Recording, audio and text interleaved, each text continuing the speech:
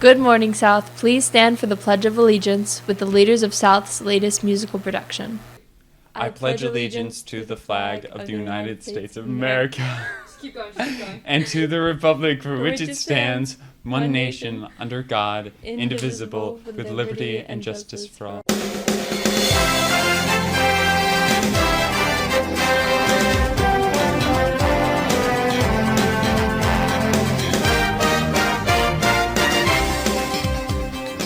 We'll hear more from them later in the show. Good morning once again, and welcome to the Falcon Report for this Friday, the 19th of April, a day one. I'm Dash Alschuler-Pierce. And I'm Madeline Freiling. This past Tuesday afternoon, South Hall echoed with promise as select 8th and 9th graders were inducted into the National Junior Honor Society. Amidst the stirring melodies of the chamber orchestra and the rendition of the national anthem by the Jedwoods, the atmosphere was charged with anticipation. Advisors Miss Amelia Ward and Miss Brett Coppins welcomed the students alongside the current officers, setting the tone for the responsibilities and privileges that lay ahead. Inductees pledged to uphold the pillars of character, scholarship, service, leadership, and citizenship. A leader has self-confidence and will go forward when others hesitate. Leadership is always needed, thus, to lead is a substantive charge to each of our members. Then called to receive certificates of membership. Assistant Principal Miss Jacqueline Allen and other speakers commended the NJHS inductees and encouraged all to continue to show forth the admirable traits that led to their selection. Last Friday, students in Miss Aragon's sculpture class took to the Nassau County Museum of Art for an enjoyable field trip. Upon arrival, the students explored the stunning formal and sculpture gardens. Led by a museum tour guide, the art students were shown a variety of sculptures and learned about the meaning and creator of the work of art. One of the showcases that the class got to enjoy was the Urban Art Evolution exhibit. This exhibition was of special significance to the young artists, as much of the art within it related to the projects that they were working on in class. Overall, the class had a great time spending the day truly taking in all of the beautiful artwork. After months of preparation, South Theatrical Troupe finally presented the long-anticipated production of Little Shop of Horrors last Friday and Saturday. I'm there at Theatrical Troupe's Little Shop of Horrors, where it was definitely out of this world.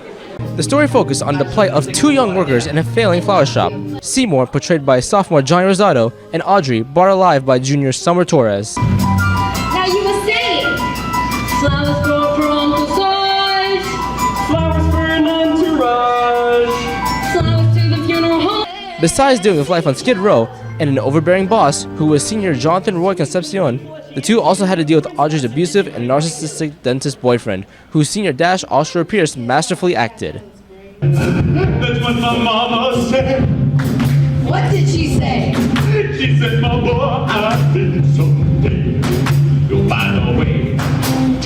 The star of the show, however, was a living, dancing, and singing plant who transformed from a small, dying weed into a larger-than-life, man-eating, ever-hungry beast. Two actors portrayed this plant, puppeteer senior David Province and voice freshman Sudan Belvinus.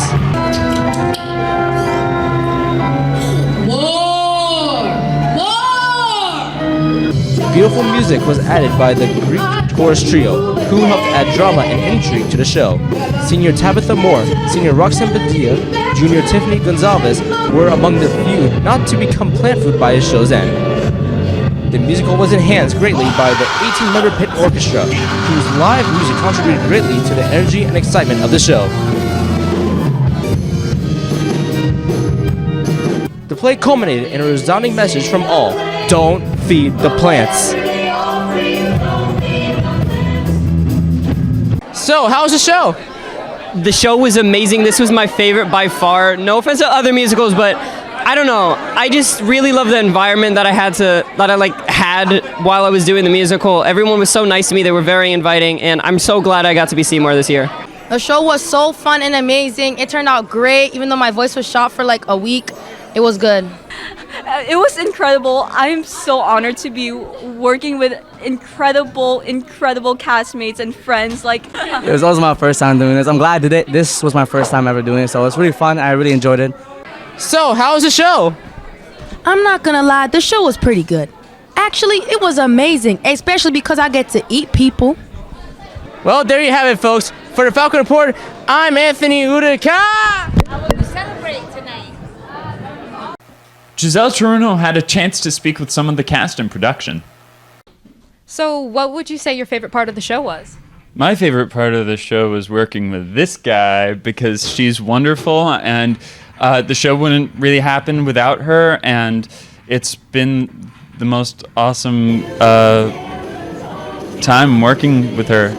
So, Maddie, while you weren't a part of the cast itself, you did play a big role as a director. Can you tell us a bit about that? Sure. So as director, I was involved in a lot of running the rehearsals and blocking and doing just basically anything behind the scenes to make sure that it ran smoothly and to make sure that by the time of the show, the people could really shine on the stage. How do you feel knowing that this is your last production here at South? I feel really sad. While I know that this is my last time on the South stage, I know that because of having these experiences, I'll be going on and moving to other stages, and whether that be literally or figuratively. But yeah, it's obviously really sad. This has been a major part of my life here at South. It's a very bittersweet feeling. I mean, I'm very sad again that I'm going to be leaving because this has been a really big part of my life, but I'm just very excited to be leaving it on a high note and seeing what the future generations of the club will do. When the Falcon Report returns, we'll talk much more about the District Science Symposium. But first, a bird's eye view of South's courtyard. The Falcon Report will be right back.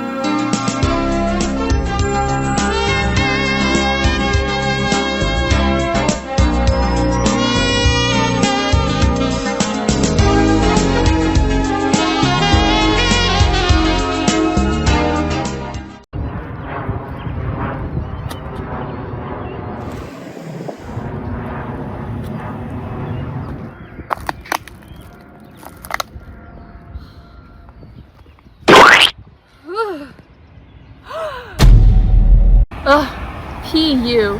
Village Green and Elmwood Street needs to be cleaned up. Yes, that's right, Maddie. Key Club is hosting cleanup days on April 20th and 28th at Village Green, Elmwood Street, and Birch Lane to support the planet and the community. We need people.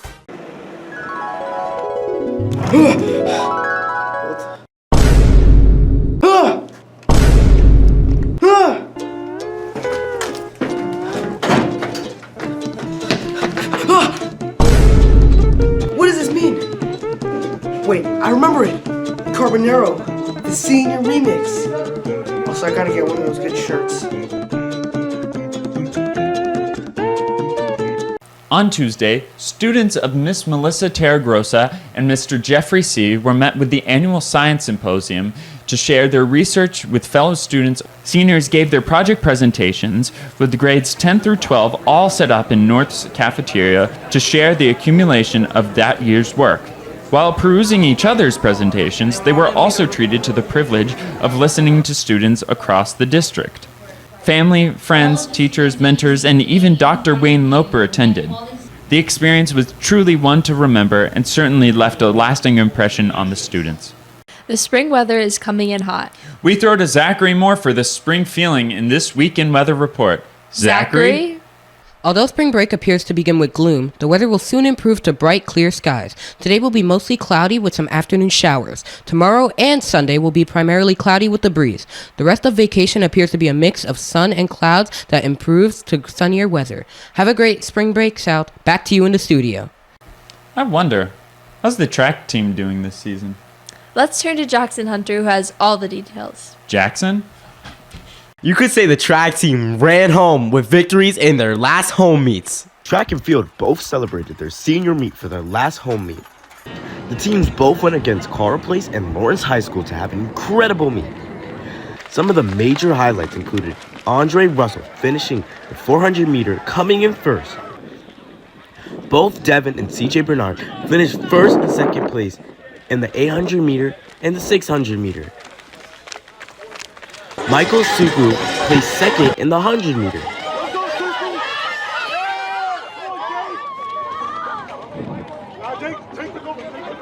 Also, Ethan Hines took first place for the 200 meter.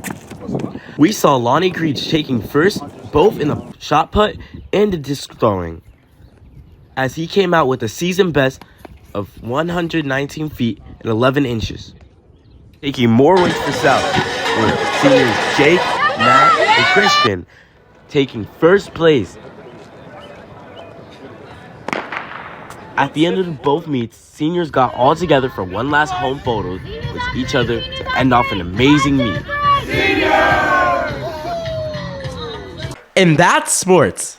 That's all for this edition of the Falcon Report. For Madeline Freiling, I'm Dash Offshore Pierce. Have a great weekend, Sal.